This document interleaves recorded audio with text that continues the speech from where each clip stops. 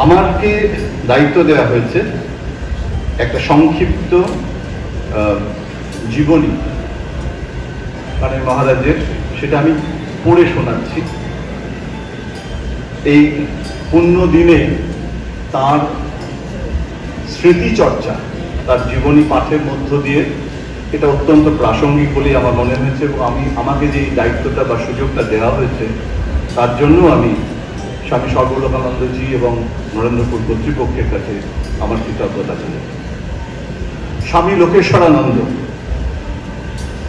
রামকৃষ্ণ মঠ ও মিশনের বরেণ্য সন্ন্যাসী লোকেশ্বরানন্দজি মহারাজ পশ্চিমবঙ্গ তথা পূর্ব ভারতের শিক্ষা সংস্কৃতির জগতে বহু পরিচিত এক ব্যক্তিত্ব। পূজনীয় মহারাজের জন্ম 1909 সালের 19শে এপ্রিল পূর্ববঙ্গে, অধুনা বাংলাদেশ, সেখানে খুলনা জেলার সাতক্ষীরা মহকুমার কেরাগাছি গ্রামে। কেরাগাছি। মায়ের নাম শিখর বাসিনী, বাবার নাম বসন্ত কুমার বন্দ্যোপাধ্যায়। মহারাজের বয়স যখন মাত্র 2-1 মাস হবে, তখন এক পরিব্রাজক সন্ন্যাসী মায়ের কোলে এই ছোট্ট শিশুটিকে দেখে বলেছিলেন, এই ছেলেটিকে খুব যত্ন করো, এ যদি বেঁচে থাকে তবে নাম রেখে যাবে। সার্থক সেই সন্ন্যাসীর ভবিষ্যৎবাণী। মহারাজের পূর্বাশ্রমের নাম ছিল শিবপদ, আর ডাক নাম ছিল কানাই। 1933 খ্রিস্টাব্দে রামকৃষ্ণ সংঘে যোগ দেন।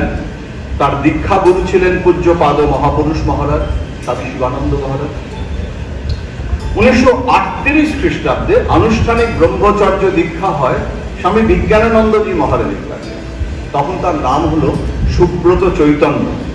1944 খ্রিস্টাব্দে স্বামী বিরজানন্দজি মহারাজের কাছে তিনি সন্ন্যাস পান। নাম হয় স্বামী লোকেশ্বরানন্দ। সংঘে যোগ দেবার পর কয়েক বছর তিনি দেওঘরে ছিলেন, তারপর চেরাপুঞ্জি মায়াবতীর আশ্রমেও কাটিয়েছেন। তারপর ক্রমশ এটিকে ভারতের এক অন্যতম শিক্ষা প্রতিষ্ঠান নরেন্দ্রপুরে তিনি রূপায়িত করলেন। আর সেই নরেন্দ্রপুরের প্রতিষ্ঠাতা এবং প্রথম অধ্যক্ষ তিনি।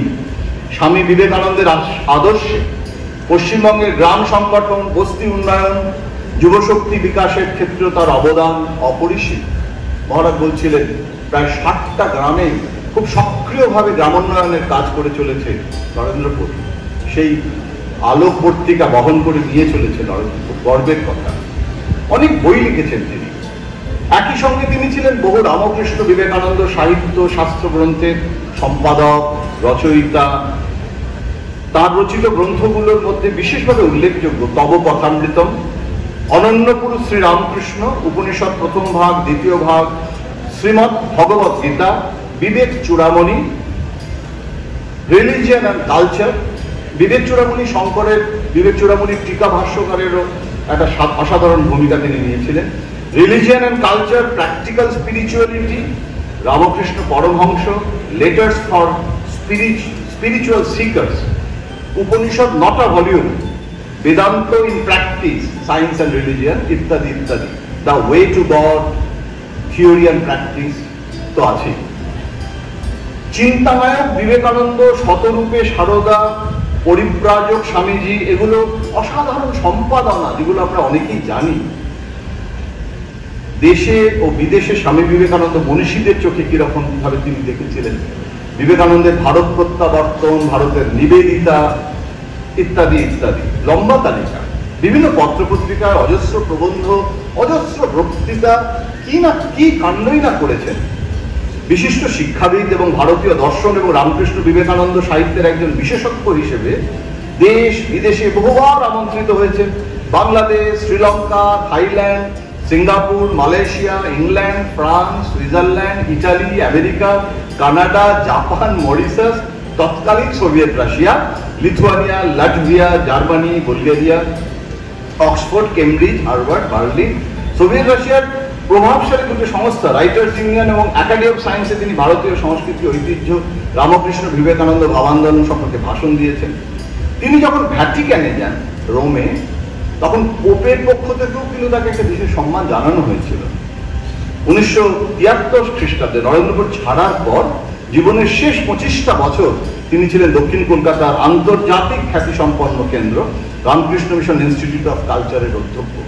আমরা তো কানাই মহারাজ আর গোলপার্ক রামকৃষ্ণ মিশন ইনস্টিটিউট মানে কার্যত উনি মানে এই গোলপার্কের মিশনের সাথে এত বেশি একাত্ম হয়ে গেছিলেন, আমরা ওনাকে ছাড়া গোলপার্কটা আজও ভাবতে পারি না। খুবই অল্প রোগ ভোগের পর কর্মরত অবস্থাতেই 31শে ডিসেম্বর 1998 সালে তিনি লোকান্তরিত হন। নরেন্দ্রপুরের রূপকার মহাপ্রাণ এই সন্ন্যাসীর মন কিন্তু ছিল করুণায় বিগলিত, ঠিক মায়ের মতো। রাজকীয় মহিমা আর দিব্য ঐশ্বর্য ঘিরে থাকতো তাকে। সৌম্য প্রশান্ত মূর্তির সঙ্গে মধুর হাসি যুক্ত হয়ে দর্শনার্থীকে সন্তুষ্ট না করে পরম মমতায় আশ্বস্ত করত। তাকে একবার দেখলে বারংবার দেখতে ইচ্ছে করত। এমনই সম্মোহিনী অথচ দিব্য শক্তির বিচ্ছুরণ করত সে জীবন থেকে। তাকে নিয়ে আমাদের গর্ব, আমাদের গৌরব, আমাদের উৎসব।